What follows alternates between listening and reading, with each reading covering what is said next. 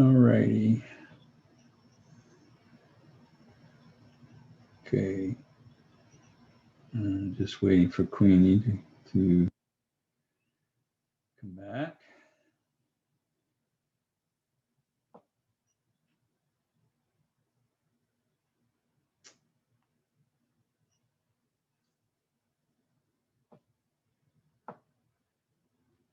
So did you make it home okay? Or are you still on campus? I'm still on campus. I'm an RA, so I have to wait until all my residents leave. Oh, okay. Yeah. I'll be leaving soon though. So are you leaving today then? Um, Tomorrow. if not today, tomorrow. Mm-hmm. All righty. I have to pick my car up from this car place. Uh-huh. I had to get some work done on my car, so that's why I didn't get a chance to well, I was supposed to leave after duty today, but I have to wait to get my car now. Okay. Well, I don't know what happened to Queenie. I thought she was coming back. Usually she does, but um, we'll go ahead because of time. We'll go ahead and continue. And I'll just go back over where we left off if we need to. Okay, so going back track. So now we can go ahead. Now this is what you're actually going to submit is this part here. Prove, and this is what we already did to begin with, right? But now we have our N, right? And so now we just follow the scratch work from here. And we just put the absolute value of x sub n minus x sub m is less than epsilon. Substitute in 1 over n minus 1 over m. And then we split it. You put plus and negative. So you're all you're doing at this point is rewriting the scratch work. Okay. Until you, and then you have 1 over m plus 1 over m is less than epsilon. There she is. Welcome back, Queenie. Welcome back, both of you. So basically, all we've done up to this point is we've done the scratch work, right? And so now we're going back over the proof. So we have our layout, right, for our proof, and we have our n now, right? So we go back and we just write everything that was on the scratch work. So you don't have to submit the scratch work. All you have to do is use the scratch work as like the railroad tracks for working through the proof.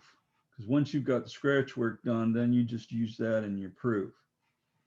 So this would be 1 over n minus 1 x sub n minus x sub m is less than epsilon.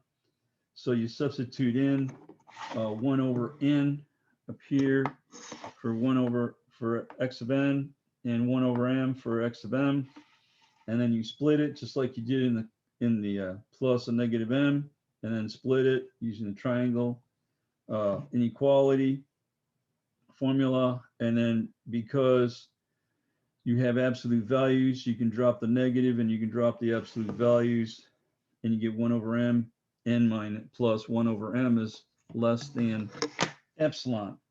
Okay, now at this point, and then you can state that off to the side, 1 over n is less than epsilon over 2, so you can flip it, and you get n is greater than 2 over epsilon.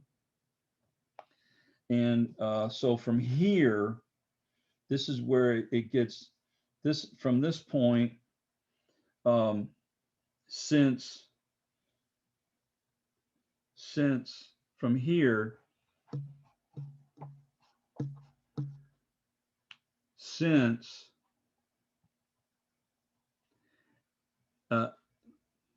small n is greater than integer, positive integer n, then 1 over n is going to be less than 1 over uppercase n. Well, why is that? Because the larger the denominator, the smaller the fraction, right? If you had 3 is greater than 2, right? Well, 1/3 is less than 1/2, right? Well, that's what we're doing here. So from this point, from here, we're saying, so I'm just going to rewrite this 1 over n plus 1 over m. 1 over n plus 1 over m, okay, is going to be less than, so we're saying that 1 over n is less than 1 over big N, and 1 over m is less than 1 over n, because m is greater than n. Okay, so from here, we're going to put in here, and we said that since n is equal to 2 over epsilon, we can substitute that, we can say that this is less than 1 over uppercase n, and 1 over m, that's less than 1 over uppercase n, because 1 over m is less than 1 over uppercase n. So these two together are going to be less than both of these, okay? And so from here, we can say that since n is 2 over epsilon, we can say this is 1 over 2 over epsilon plus 1 over 2 over epsilon. And let me move this out of the way. Well, if we took fractions, right, when we divide fractions, this would be 1 divided by 2 over epsilon. When we divide fractions, we multiply the reciprocal, right? So that'd be 1 times epsilon over 2. Epsilon is in the denominator, now it's in the numerator. So that's what we're doing here. So this will become, we're going to flip that, right? We're going to apply the reciprocal. So this becomes epsilon over 2, and this becomes epsilon over 2, and epsilon over 2 plus epsilon over 2 is 2 over 2, 2 epsilon over 2, and they simplify to just epsilon, and we've proven it, that this is in fact a Cauchy sequence, because all this, right, is less than epsilon. Okay, so again, you have to, in order to prove it, you've got to end up with epsilon at the end. Why? Because all of this, right, we substituted our sequence in, right, into here, and the difference of these two came out to be less than epsilon, and we showed that through all of these steps, and we still got epsilon at the end. So does that make sense to you as far as why we need to come up with epsilon at the end in order to get in order to prove it? Because we're taking this, right, and we're working through the problem, and through all this we end up with epsilon. Okay, questions with that? So you don't have to show the scratch work, you just have to show, you just need the scratch work to write your proof. Okay, all right, questions with that? All right, let's try another one.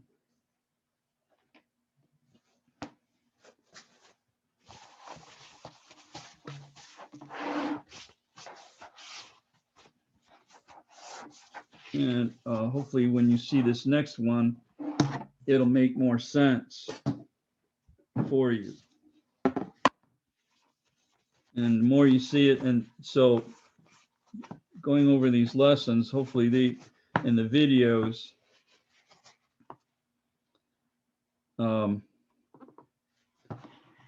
seeing these over and over again, hopefully will help you to get a better understanding.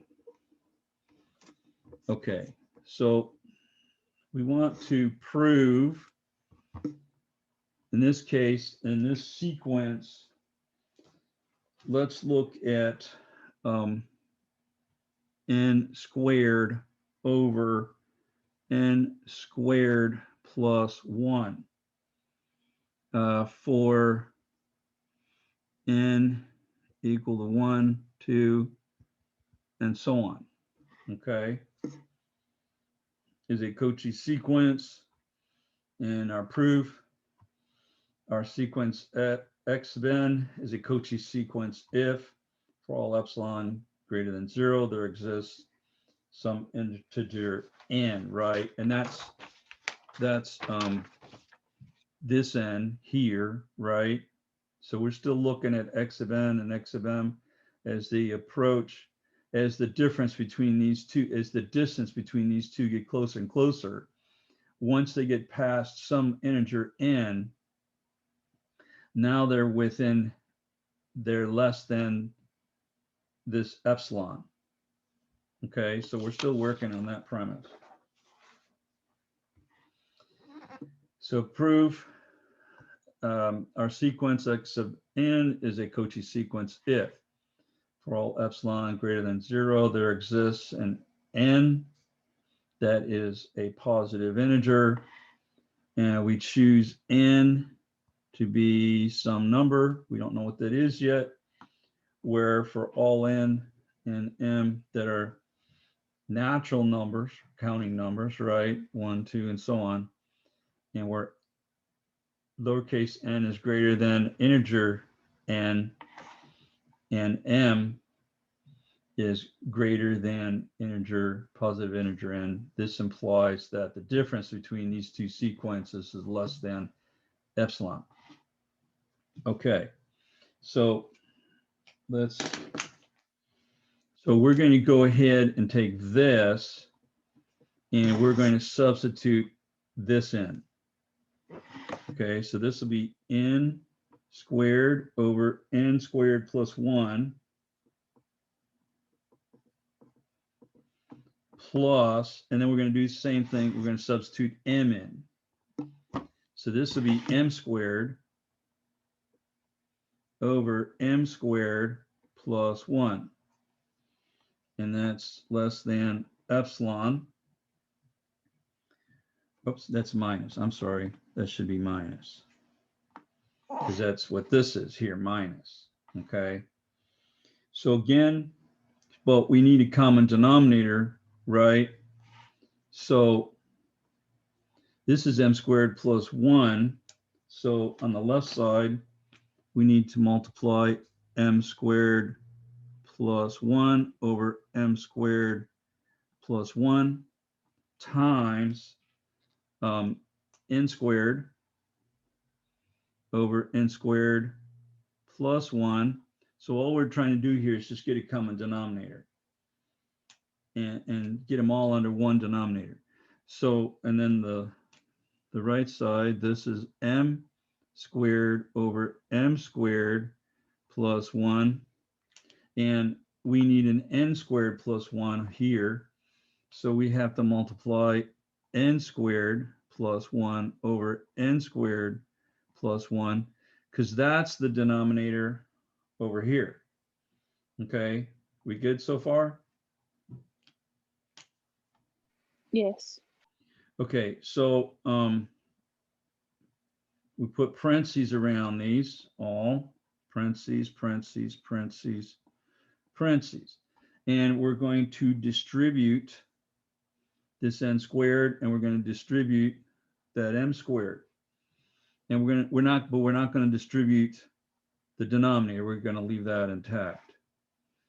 Okay, so that'll equal to n squared times m squared. That's n squared m squared plus n squared times 1, that's n squared, minus m squared times n squared, that's n squared m squared, and then negative m squared times 1, that's be a negative m squared.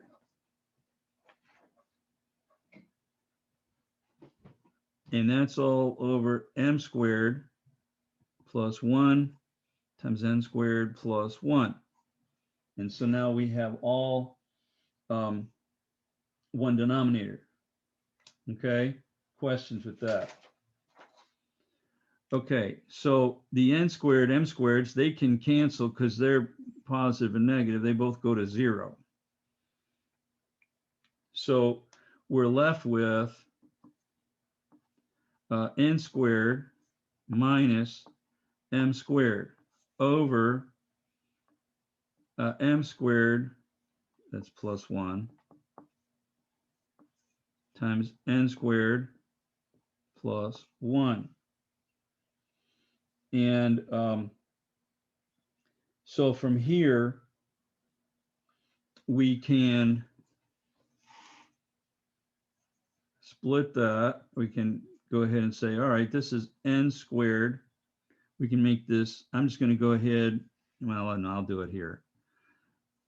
N squared over m squared plus 1, n squared plus 1. And that's plus a negative m squared over m squared plus 1, n squared plus 1. Okay. So basically, you're starting to see a pattern here of what we're doing. This is very similar to what we did on the last problem, where this time we needed to get a common denominator between the two because okay, from here we can use the triangle inequality and split this to where we can say that this is all less than the absolute value of n squared over m squared plus 1, n squared plus 1, plus, and then a negative m squared over m squared plus 1, n squared plus 1. Okay, and since this is absolute value, we can drop the negative, and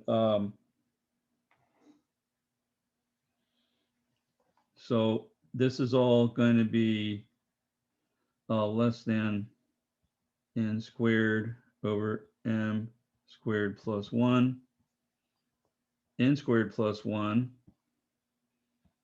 plus m squared over m squared plus 1, n squared plus 1. Okay, because it's absolute value, we can drop the negative, and because they're absolute values, we know that they're always going to be positive, so we can drop the absolute value sign. Okay, now let's take a look at this for a moment. And remember before when we said 3 is greater than 2, if 3 is greater than 2, then 1 over 3 is less than 1 over 2. Remember that? Well, we can say the same thing here in that n squared, use blue, n squared over m squared plus 1, n squared plus 1 is going to be less than n squared over m squared plus 1, times just n squared. Why? Because this denominator is larger than this one. So this rational expression is going to be larger than this one. Does that make sense? If n was 2, right, this would be 2 plus 2 squared is 4, plus 1 is 5. Well, this would be 5, right? 1 over 5 is going to be less than 1 over 4, right? If we just looked at 1 over 5 and 1 over 4. So this is going to be less than that. And we can also say the same thing for m, that m squared over m squared plus 1, n squared plus 1 is going to be less than m squared over m squared times n squared plus 1. So basically all we're doing is we're just dropping the 1. And so that means that this expression is going to be less than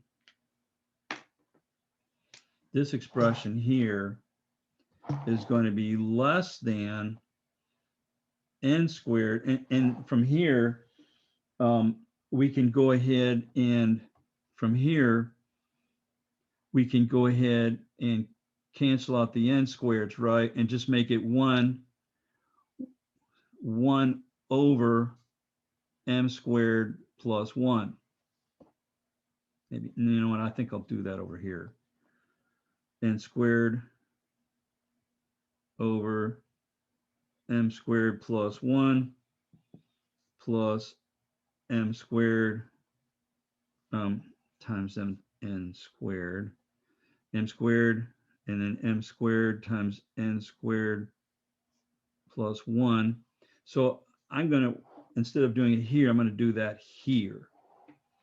Okay, so the n squares cancel, and that becomes 1. And here the m squares cancel, and that becomes 1. So that's all going to be less than 1 over m squared plus 1 over n squared plus 1. Well, we can say the same thing for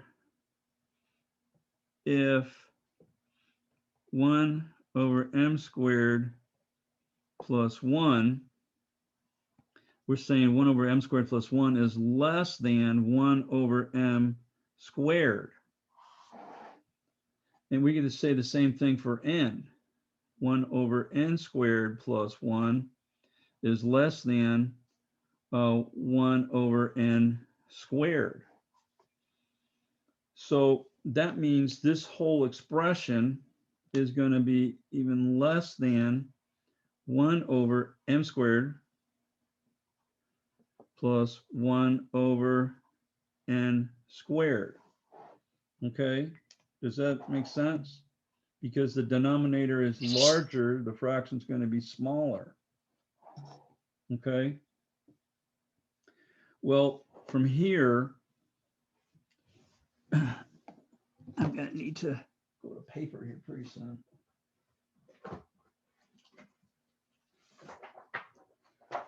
Okay.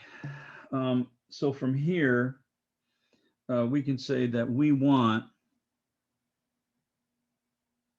so we can look at each one of these separately.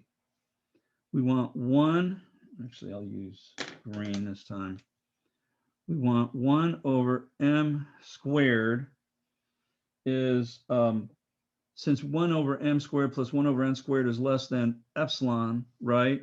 Then 1 over m squared is less than epsilon over 2. And 1 over n squared, that's going to be less than epsilon over 2. So from here, we can, I'm going to go to paper because I'm running out of room. I want to keep the same thing as before. So now we're going to flip these, right? So this will be m squared is greater than 2 over epsilon. Okay, all we did was just flip these and apply the and then switch the inequality sign, and the same thing for 1 over n squared. Now I'm just going to rewrite that epsilon over 2. So we're going to flip that, right? So that becomes n squared is greater than 2 over epsilon. And then from here, if we apply the square root, and we're going to do that to this one too. Now, since epsilon is always positive, we can drop the plus or minus. And so this will be m is greater than the square root of 2 over epsilon. And the same thing for n. N is greater than the square root of 2 over epsilon. And since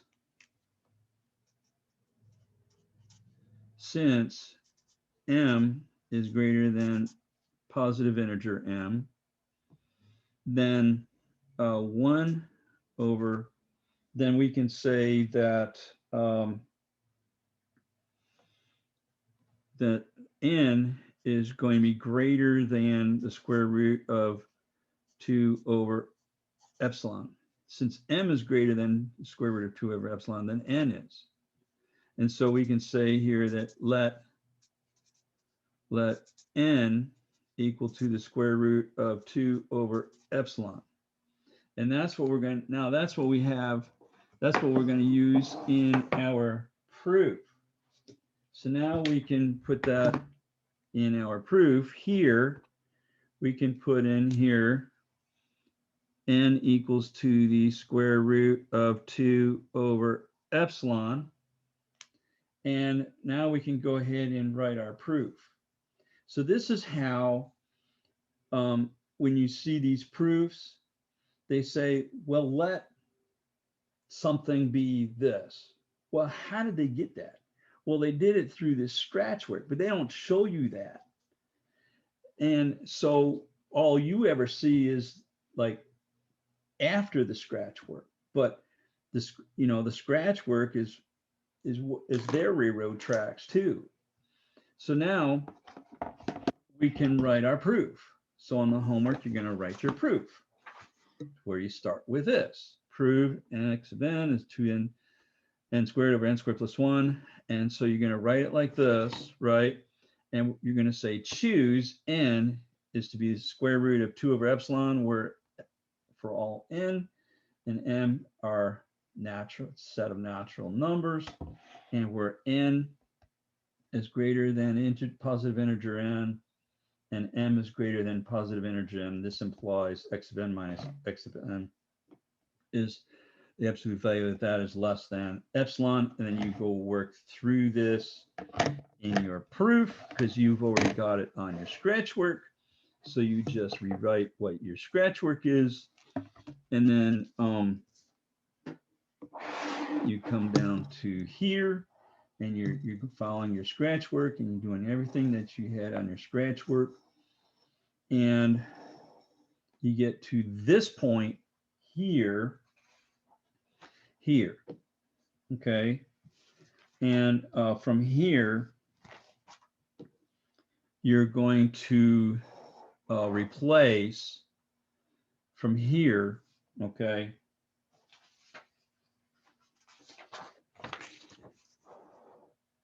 You're going to say, all right, since n is greater than uppercase n, right, then 1 over n is less than 1 over uppercase n. So basically what you're going to do at this point is substitute n in for m squared and n squared. So from this point, 1 over m squared plus 1 over n squared is going to be less than 1 over, you're going to put, and since n is equal to the square root of 2 over epsilon, you're going to substitute that in for n and m. So this will be the square root of 2 over epsilon squared plus 1 over the square root of 2 over epsilon squared. Okay, so this will all be the square and the square root go away, and you get 1 over 2 over epsilon plus 1 over 2 over epsilon. And so you flip it, right? And you get epsilon over 2 plus epsilon over 2 equals the epsilon, and you've proven it. Okay? Questions with Okay. that? No, sir. Okay. So the others are basically the same as that. And so the videos, you should be able to pick up on the videos on the rest of those, unless you want me to go ahead and show you those too. But we would have Okay. to go to another time frame for our Zoom conference. Let me see, back up here. We could do that if you like. If you think if it looks like you got it, then we can skip that. I'll have to keep working on it for myself. I'm sorry, what? I was saying I wanted to do it on my own and see how far I could get. Okay. And Yeah. And then if you still have questions, then we can meet in a week and then go over any questions that you have from there. But the videos, I mean, once you see these, on the lecture, the videos are you should be able to pick up on the videos, because there's like 6 or 7 videos that all together. And I went over 3 of them actually, the proof and the first 2. So, but take a look at those other videos and let me know if you still have any other questions. All righty. okay. Okay. Well, y'all are doing good. Keep up the good work, and have a good Thanksgiving holiday, You as well. and be safe, and we'll see you in a week. Yes, sir. You as well. All righty. Thank you very much. Have a good day. Have a great day. All right. Bye-bye.